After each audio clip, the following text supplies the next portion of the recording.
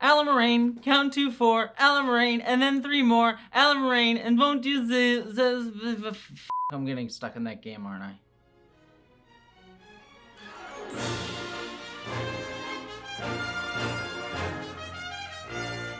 Hello interwebs, I hope you're all doing well, because I am here to review yet another episode of my favorite show, this time Star Trek Lower Decks Season 4, Episode 3, In the Cradle of Vexilon.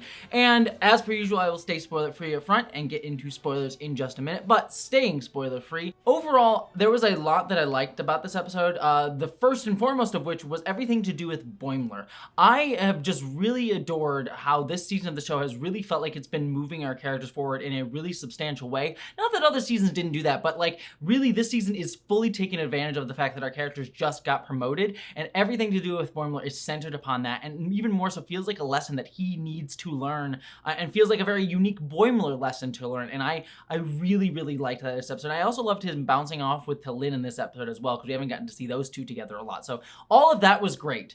And then there were two other stories that went on in this episode, with one with the rest of our Lower Decker crew, and then another one with Freeman and, you know, the rest of the bridge crew stuff. And while both of those storylines gave me a couple unique laughs here and there throughout their stories, like there were a couple bits like, oh, that's really funny, overall I found the storylines themselves to be a bit weaker, and especially the Upper Decker storyline to be a little bit, in terms of the comedy, a little bit like, oh, I get exactly what you're kind of doing, and it never really evolved it in a way that super, like, surprised me. And again, not that I need it to be surprising, but I kind of saw a lot of the jokes coming, which is a little bit hard for comedy, if you can see where it's going, unless you're doing like cringe comedy, which this wasn't. That can sometimes undercut it a little bit. So while I really loved Boimler stuff, and I had a lot of laughs and fun with the rest of the episode overall, I do think in terms of just the storytelling of them, I found them to be a little bit predictable, and also just not as fun as I normally do. So by no means a bad episode. I'm not saying I dislike those storylines at all or anything like that, but I think a little bit on the my weaker end of Lower Decks episodes, especially this season, for me. That being said, there is a lot to love, so let us talk about it all in spoilers. Now that we're in spoilers, I have to say, first and foremost, one of the things that I was shocked about thinking about it was this is the first time we're seeing like a ring civilization, like from the game Halo, in Star Trek. I don't think we've ever, I think some of the Star Trek books that I've read have had that idea, but none of the shows, to my knowledge, have ever done it. The closest we got was like the Dyson Sphere in TNG. So I loved seeing that here, and the backstory of the Halo ring that we get here is very similar to the Halo ring from the game, in that there was an ancient civilization that built it. But different from the game is that there's people living on this that have all like sort of become accustomed to living in a perfect, you know, society that doesn't have many weather problems, because it's all run by Vexilon and AI. And the Vexilon stuff was the part that I liked the most about this storyline that we get with the Upper Decker crew, because Vexilon seemed like a very sweet and kind and caring AI, and a lot of Star Trek generally in modern day, but even Lower Decks specifically, has had a stint of like framing artificial intelligence as evil. Again, Badgie, you have Jeffrey Combs' computer character, you have Peanut Hamper as well. So like AI has been a villain in a lot of Lower Decks, and understandably so. Like AI, well, machine learning is what it actually is, but colloquially called AI today is a very big issue, especially in Hollywood, very obviously so. So of course it's going to come up as like a negative thing, but I've always loved Star Trek having an understanding that while there are like evil computers and like that we see in the 1960s show a lot, TNG did a really great job with Data, showing that you can have empathy for new life forms that have evolved, and even Discovery has been doing that a little bit with Zora over there as well.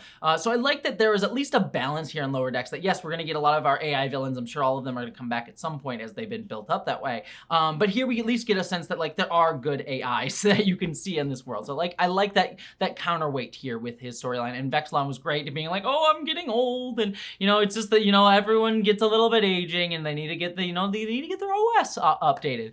And that's where I think the comedy for that bit was a little bit lower for me, because a lot of the comedy with the stuff going on with Vexilon and Freeman and everything was like the jokes that, oh, he's like a 1980s, 1990s like Microsoft Windows 95 computer, like he's using floppy disks, you need to like jiggle the stuff, you need to update his OS. Again, the jokes weren't bad. I love seeing like the big floppy disk things. That's a certain level of nostalgia that hits for me, because I remember floppy disks a lot, used them a lot in high school and middle school. Actually, I mean, elementary school.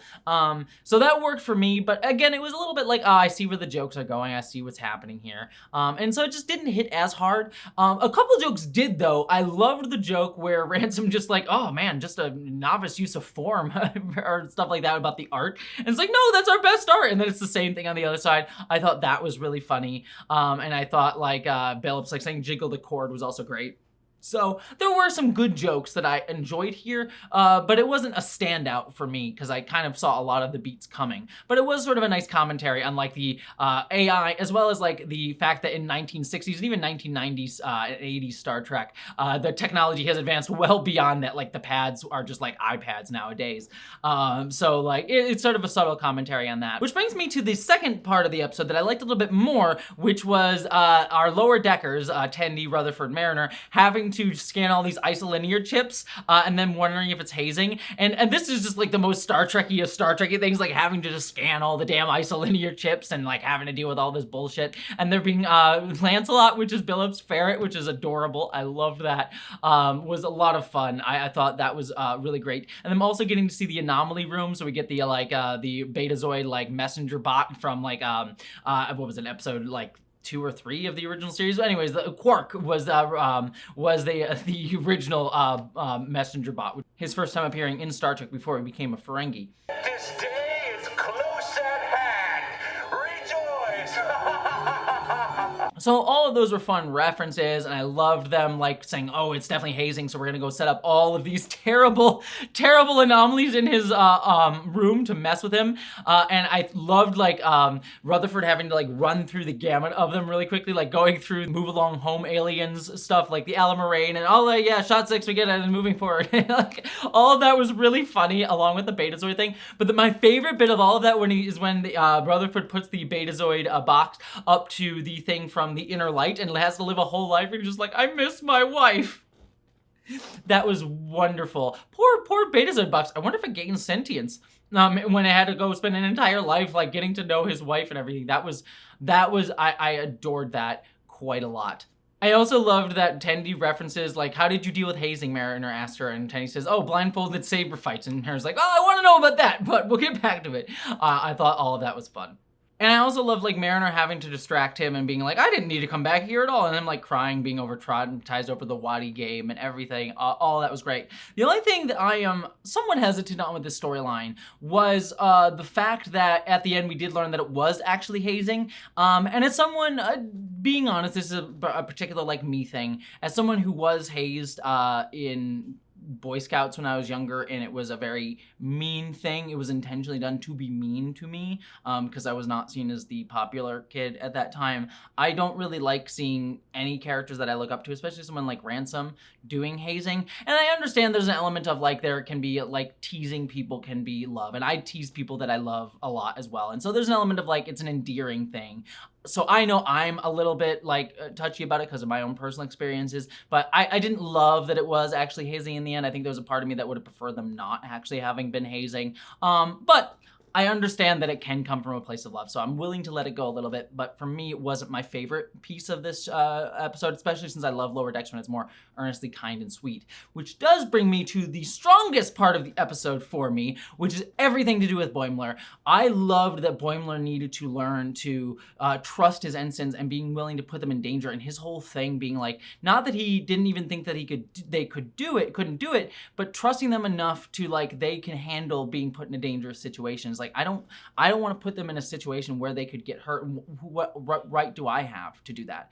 And and I love that Boimler is like good enough to have done everything by himself, but it was not going to be done as fast or as efficiently. But he could do it all by himself. But it is better if he learns to trust people that he wants to teach and help grow and help enable them to be better ensigns themselves and find their own greatness. It's something that I am learning, at the level that I'm at now, both on YouTube and then making my own film, is that like a part of of my job in those positions where like I'm hiring editors and, you know, working with other artists is like there's a lot of things that like I could probably, you know, in some senses like I could do this, you know, if I wanted to get it done exactly the way that I wanted to, I could do it, but it would tire me out and it would also take away from the people that I have hired to be able to do this work and away from their artistry. And so it's about enabling them to be their best selves and helping teach them if there's something that you're like, oh, you can do this better. And so it's something that I'm learning, and so it felt very cool to see Boimler learning that as well. And it dovetailed a lot too with his arc in the Strange New Worlds crossover episode, where his whole thing there's like pretend to be something and then you eventually become something, like learn to be a leader that way. So I like this like sort of dovetailing with that episode.